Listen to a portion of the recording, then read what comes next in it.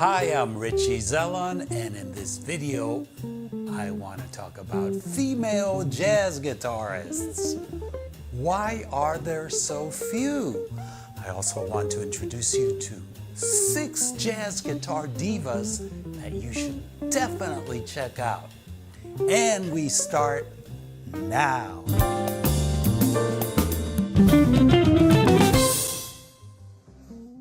Welcome back to the Jazz Guitar Channel, and if you haven't been here before and you want to learn everything you can about the art of playing jazz guitar, please consider subscribing. Also, be sure to click on the bell icon not to miss anything. So the topic today is female jazz guitarists.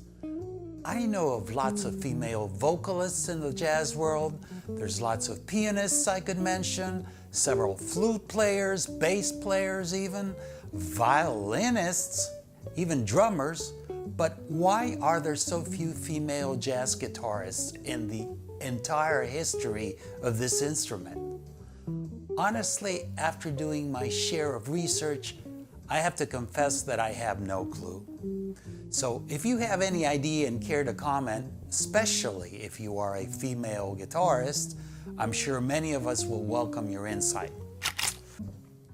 But before I continue, let's make sure we're on the same page here with the term jazz guitarist. Personally, I don't care if they play an archtop or a solid body, but when they improvise, I believe it should be from a mainstream jazz perspective.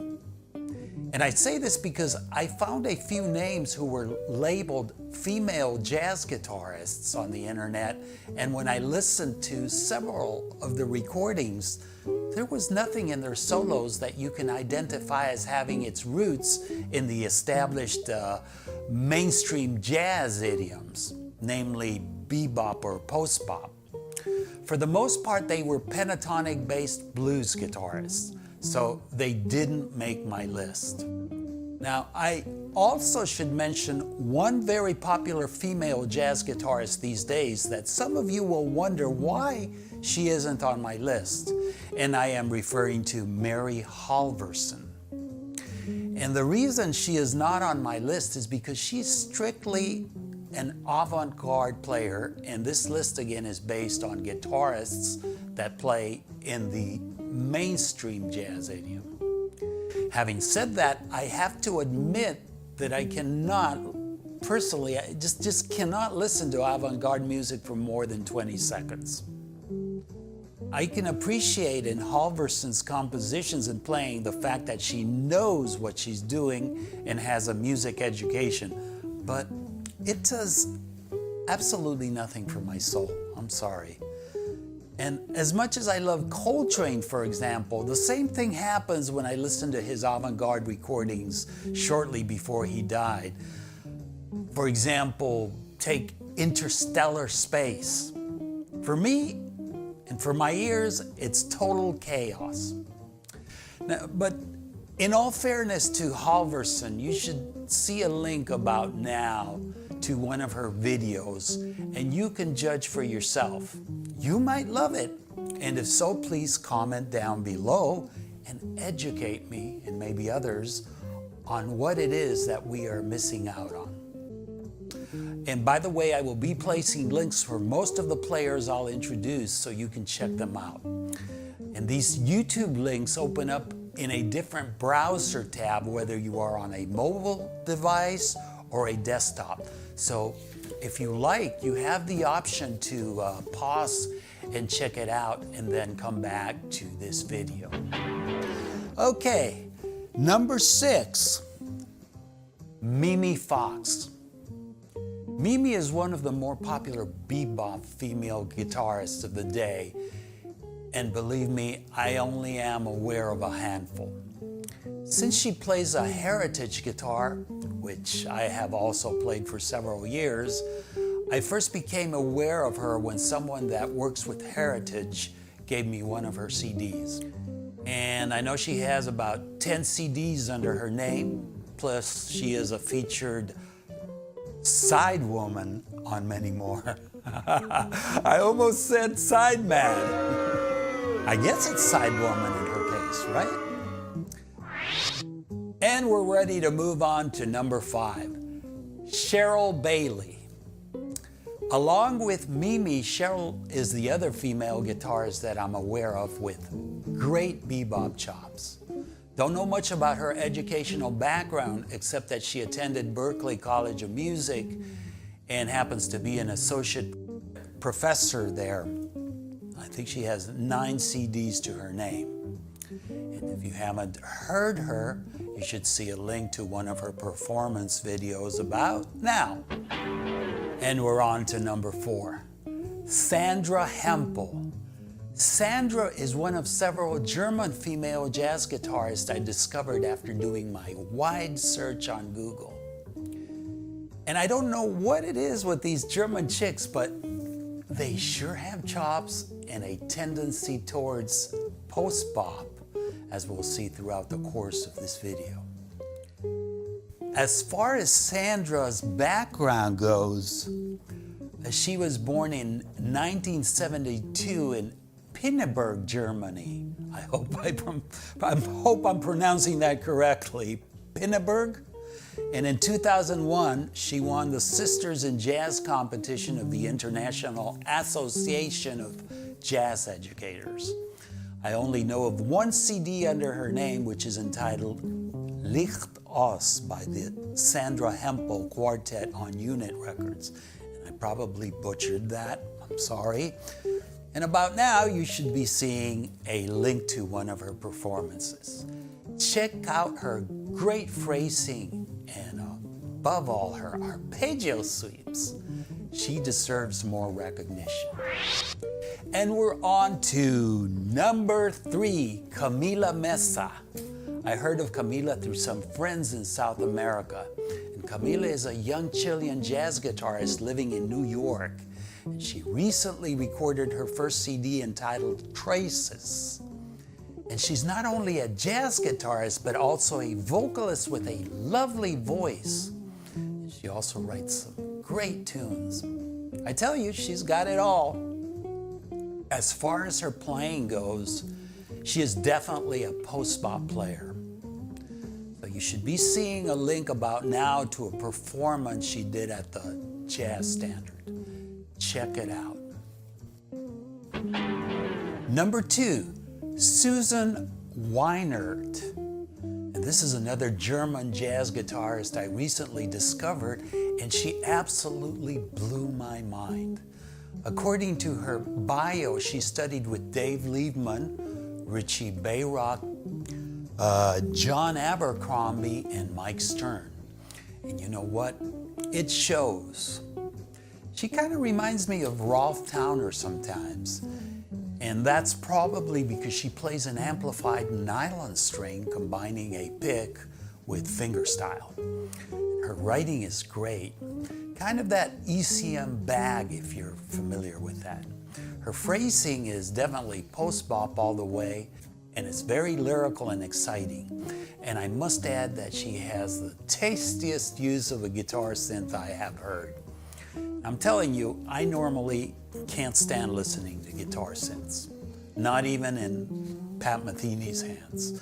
But this lady who occasionally uses it in combination with a nylon string has made me a convert. And Susan has several CDs both under her name and in conjunction with her husband, Martin Reinert. I hope I'm saying that correctly, who is an upright bassist, by the way. And I'm sure she is well known in Germany, but she could definitely use some more recognition all over the place. You should be seeing a link to one of her performance videos about now, so be sure to check it out. And with that, we're down to number 1, which is a name you should know, and I believe is the most influential female jazz guitarist in history. And I am, of course, referring to Emily Remnar. Emily was already becoming a respected player when I graduated from Berklee College of Music in the early 80s. Interestingly enough, she graduated in 1976, And I attended Berklee for the first time in 1977. And the funny thing is that my first and last semester teacher there was the same teacher Emily had, namely Larry Bayonne, who became head of the guitar department after William Levitt passed away. Anyhow, I remember purchasing Emily's first 2 albums shortly before I graduated in the early 80s. And I remember mentioning Emily to a couple of teachers who had mentored her, and they said she was just an average guitar player when she was there at Berklee. No one had the slightest clue that she would become so good. Several years later, I met Steve Masakowski, a phenomenal, underrated jazz guitarist from New Orleans, who also went to Berklee at the same time Emily did.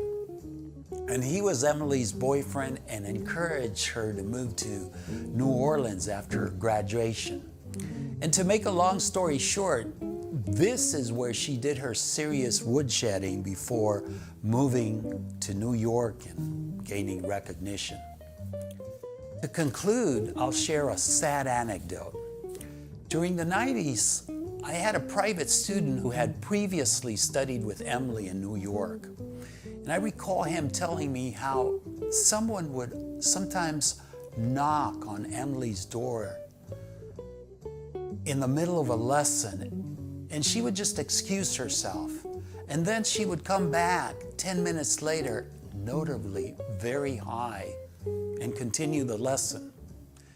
And I mention this, and I remember this mainly because, sadly enough, it was Emily's heroin addiction that contributed to her tragic early death. And she died of a heart attack at 32 in 1990. But fortunately, her music and inspiration lives on. She has 6 CDs, and they are all worth having in your collection. Emily's playing has achieved the classic status of many great jazz guitarists in the history of the instrument. So if you haven't heard Emily Remnar, go to her tribute website, which is called allthingsemily.com, and familiarize yourself with her short but prodigious career. And that covers my 6 favorite female jazz guitarists. But before I conclude, I have a list of a few others that I did not mention, but I believe they are definitely worthy of mention. First of all, we must acknowledge Mary Osborne, who, as far as I know, was the first female jazz guitarist. Some say it was Les Paul's wife, Mary Ford, but if you do your research and listen to Mary Ford, she was not a jazz guitarist. Mary Osborne, on the other hand, could swing and improvise some nice lines. Next, I would like to mention Monette Sudler, who recorded several albums for the Steeplechase label and was also a pioneer as a female bebop guitarist. As far as I know, she is alive and well and lives and teaches in Philadelphia, I think, these days. I also want to mention Lenny Stern, who is guitarist Mike Stern's wife, as well as Joyce Cooling. Both Lenny and Joyce are good jazz guitarists who have each recorded several CDs, but not so much in the straight-ahead jazz vein. Joyce Cooling, for example, has good chops and notably some George Benson influence, but plays mainly middle-of-the-road R&B, or what some like to call smooth jazz. And before I forget, I want to mention yet another German guitarist named Barbara Junkfer. I'm telling you, Germany seems to be fertile ground for female jazz guitarists. Anyhow, she's got great chops and has some videos playing some eclectic guitar duets with another very good guitarist from Canada named Margaret Stowe. And with that, we conclude this video. I would love to hear your comments as to what you think of these lovely jazz guitar divas. Anybody have any theories as to why the jazz guitar world is male-dominated? Finally, if you know of a great female jazz guitarist I haven't mentioned here, please be sure to mention her. I hope you've enjoyed this lesson, and if you haven't subscribed yet, please do so and be sure to click on the bell icon so you won't miss anything. Have fun, and I'll see you in the next video.